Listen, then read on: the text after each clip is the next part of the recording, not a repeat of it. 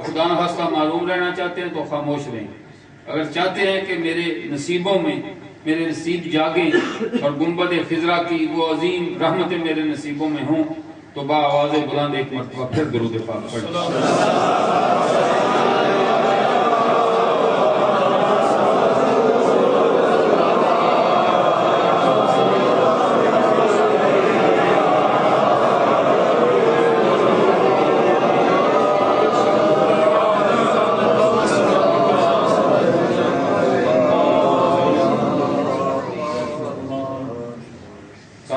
صدر احترام مقتدر علماء اہل سنت و جماعت، عظیم سامعین کرام، آج کا یہ programme Kilani welfare society Kuwait کے زیر انتظام ہے اور میں ممنون ہوں کہ دور دراز سے بھی کویت سے باہر سے بھی لوگ تشریف لائے۔ میں ان کو خوش آمدید کہتا ہوں کہ حضور کی محفل میں مل کر چند لمحے میرے اور اپنے آقا کا ذکر سننے کے لیے آپ تشریف لائے ہیں، اور کیلانی والوں سے بھی یہ گزارش کرتا ہوں کہ انہوں نے خاص کر کے ڈاکٹر غلام مصطفیٰ صاحب نے اور دیگر احباب نے بڑا خوبصورت انتظام کیا حضور کی محفل میلاد کا۔ اللہ تعالیٰ قبول و منظور فرمائے اور آپ حضرات کا آنا جانا سننا سنانا قبول و منظور فرمائے۔ چند لمحے ابھی ہم گزار رہے ہیں کہ جن کا میں یہ گزارش کروں گا کہ یہ لمحے آج یہاں ختم نہیں ہونے، قیامت کا دن ہوگا، حساب و کتاب ہو رہا ہوگا، جب آپ کی زندگی کے برق تبدیل ہو رہے ہوں گے، بدل رہے ہوں گے ملائکہ، ایک جگہ پر ملائکہ بھی رکیں گے، اور وہ جگہ کیا ہوگی کہ یہ وہ شخص ہے جس نے فلاں وقت سے فلاں وقت تک تیرے محبوب کا ذکر سنا بھی اور کیا بھی۔ یقین رکھیے کہ وہ لمحہ ہمارے لیے بخشش کا سبب بن رہا ہے۔ میں مختصر سا کچھ عرض کروں گا کیونکہ رات کافی گزر رہی ہے، کہ وہ کام ہم کر رہے ہیں جو ہماری بخشش کا سبب ہے۔ میں آپ کی توجہ دلانا چاہتا ہوں، ہمیں وہ تو اجازت ہونی چاہیے جو خدا اپنے گھر میں کرتا ہے، وہ کام تو سنیوں کو اجازت ہے نا ہم کر رہے ہیں۔ حضور کے غلام وہ کام تو کر لیں جو خدا اپنے گھر میں کرتا ہے۔ اگر محبت سے سبحان اللہ کہہ دیں تو درخت ملے گا انشاءاللہ۔ اور یہ بھی بات ہے کہ اعمال کا تو ہمیں پتہ نہیں، لیکن جب قیامت کا دن ہوگا تو عرض کریں گے یا اللہ وہ سبحان اللہ والا باغ ہمارا جنت میں ہمیں وہی بھیج دیں، اور اس طرح سے بھی ہمیں جنت میں جگہ مل جائے۔ سنیے، اللہ تعالیٰ نے 3 گھر متعارف کرائے ہیں اپنے، جن کا ہمیں علم ہے: بیت المعمور، بیت المقدس اور بیت اللہ شریف۔ یہ 3 گھر ہیں جو اللہ کے ہیں، ہمیں ان کا ہی پتہ ہے، حقیقی تو وہی جانتا ہے۔ ان 3 گھروں میں اللہ جو کراتا ہے وہ تو اللہ کی سنت ہو گئی، وہ تو ہمیں جائز ہے نا ہم کر رہے وہ کام۔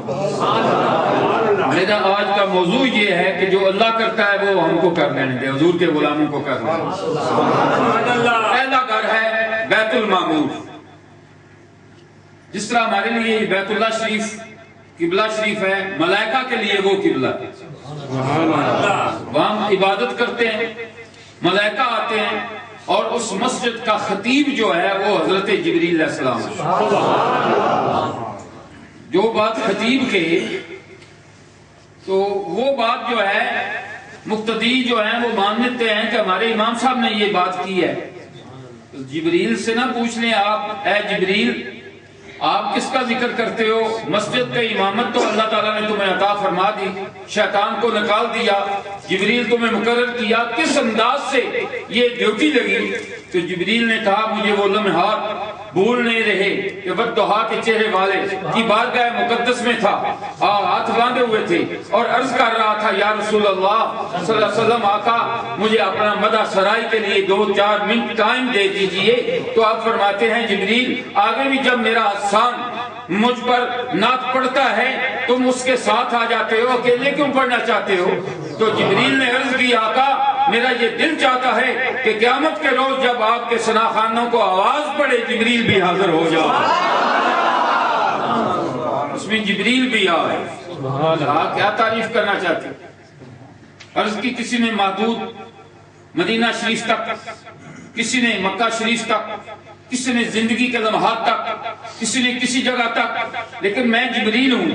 میں نے مشرق دیکھا، مغرب دیکھا، شمال دیکھا، جنوب دیکھا، ذرے دیکھے، پہاڑ دیکھے، قریب دیکھا، حسین دیکھے، حسین ترین دیکھے، ولی دیکھے، غوث دیکھے، عیسیٰ دیکھے، موسیٰ دیکھے، آدم دیکھے، جنت دیکھی، کائنات دیکھی۔ اے آقا میں یہ مدح سرائی کرنا چاہتا ہوں پوری دنیا میں،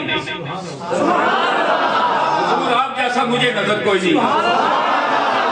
نعرہ تکبیر، نعرہ رسالہ، نعرہ حیدری، عظمت و شان مصطفیٰ۔ واپس گیا تو اللہ نے کہا تم میرے اس بیت المعمور کے امام لگ جاؤ۔ یا اللہ اس میں کراتا کیا ہے؟ فرمایا ان اللہ و ملائکتہ یصلون علی النبی، میں اور میرے ملائکہ بیت المعمور میں ملائکہ کی ڈیوٹی لگائی ہوئی ہے کہ جتنی دیر مسجد بیت المعمور میں رہو میرے محبوب پر درود پڑھتے رہو، اور پھر حضور پر درود۔ میں تو یہ کہتا ہوں پوری کائنات متحرک ہو جاتی ہے جب آقا پر درود شریف کو پڑھتا ہے۔ سنیے گا حدیث کے حوالے سے گزارش کر رہا ہوں کہ حضور فرماتے ہیں جب ایک خوش نصیب منہ سوئے مدینہ کر لیتا ہے، ہاتھ میں تسبیح پکڑ لیتا ہے، ارادہ کرتا ہے کہ میں محبوب خدا پر درود شریف شروع کروں، اللہ کیا فرماتے ہیں؟ فرشتوں جاؤ فلاں گاؤں میں، فلاں ملک میں، فلاں محلہ میں، فلاں جو مکان ہے اس میں جاؤ اور جا کے فلاں شخص کے ارد گرد کھڑے ہو جاؤ۔ نے کام کیا کرنا ہے یا اللہ؟ اس کے ارد گرد کھڑے ہو کر کرنا کیا ہے؟ فرمایا وہ میرے محبوب پر درود شریف پڑھنے لگا ہے، اتنی دیر تک وہ پڑھتا رہے ملائکہ آپ نے خاموش نہیں لینا، تم اس کے لیے رحمت کی دعا کرتے ہو۔ حضور ایک خوش نصیب درود شریف پڑھ رہا ہے، حضور آپ کیا کرتے ہیں؟ حضور نے فرمایا جہاں کہیں سے بھی تم درود شریف پڑھو،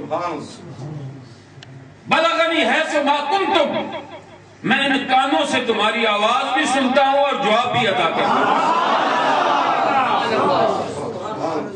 اب یہ بات بعیدہ ذکر نہیں رہی، اس وقت تو کوئی لوگ سوچتے ہوں گے کیسے آواز پہنچتی اور کیسے واپس آتی۔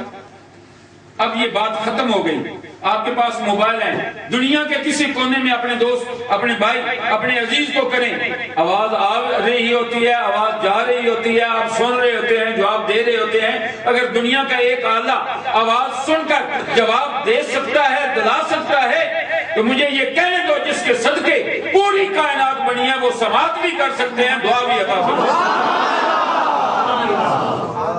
محبت سے کہتے ہیں سبحان اللہ۔ کتنی دفعہ درود شریف پڑھنا چاہیے؟ کتنی دفعہ پڑھنا چاہیے؟ میں عرض کرتا ہوں، مجھے ایک بزرگ ملے مدینہ شریف میں، کچھ وصیتیں تھیں تو ساتھ فرمانے لگے بیٹا جزئی درود شریف نہیں پڑھنا۔ میں نے کہا جی جزئی درود شریف کیا ہوتا ہے؟ فرمانے لگے اگر آپ 10 لاکھ مرتبہ درود شریف پڑھیں وہ 1 لاکھ اس کی جز بن جائے۔ میں نے عرض کیا پھر اس کا طریقہ کیا ہے؟ تو آپ فرمانے لگے طریقہ یہ ہے گنو نہیں، سبحان اللہ، پڑھتے جاؤ پڑھتے جاؤ پڑھتے جاؤ پڑھتے جاؤ۔ حضور کب تک پڑھوں؟ فرمایا جب تیرے سینے میں حضور کی رحمتیں آنی شروع سمجھ میرا درود قبول ہو رہا۔ ایک مسئلے کی بات یہ کرتا جاؤں ساتھ، کچھ لوگ کہتے ہیں درود شریف ضرور پڑھیں، ہم منع نہیں کرتے، پڑھیں آپ پڑھیں لیکن درود ابراہیمی پڑھیں۔ بھائی یہ پڑھو، یہ ہے درود ابراہیمی، یہ پڑھنا چاہیے۔ میں آپ سے سوال کرتا ہوں کویت والے بہنیوں کے سامنے، عرض کرتا ہوں، گزارش کرتا ہوں کہ درود ابراہیم علیہ السلام سے شروع ہوا یا پہلے بھی تھا؟ مل کے کہہ دینا ذرا سبحان اللہ۔ اگر اگر درود شریف حضرت ابراہیم علیہ السلام سے شروع ہوا تو پھر تو صرف یہ درود ابراہیمی ہے، لیکن درود اس وقت شروع ہوا جب نہ مشرق تھا، نہ مغرب، نہ شمال تھا، نہ جنوب، نہ ذرے نہ تھا پہاڑ، نہ در تھا نہ دیوار، نہ پیر تھا نہ مرید، نہ مکین تھا نہ مکان، نہ سورج تھا نہ چاند، کچھ نہیں تھا، اللہ تھا۔ اللہ کیا کر رہا تھا؟ میرے محبوب پر درود و سلام پڑھ